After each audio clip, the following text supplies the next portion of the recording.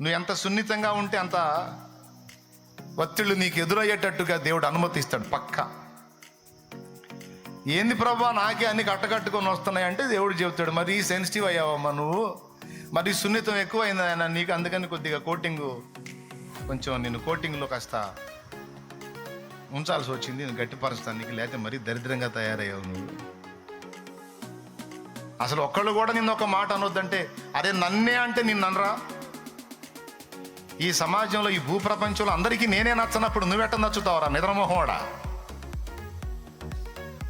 ఈ ప్రపంచంలో అందరికీ నేను నచ్చనప్పుడు, దేవుణ్ణైనా నేనే నచ్చనప్పుడు నువ్వెట్లా నచ్చుతావు నిద్రమోహం దానా?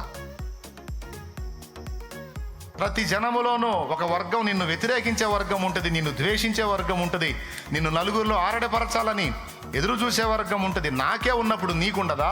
దేవుణ్ణైనా నేను ఏ పాపం లేని నాకే ఉన్నప్పుడు తట్టెడు పాపాలు అనుభవించిన నీకుండదా?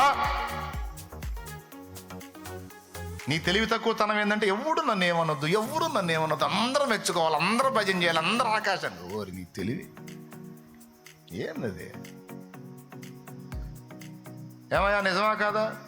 అందరికి నచ్చుతామా మనం? ఏసయ్య నచ్చలా,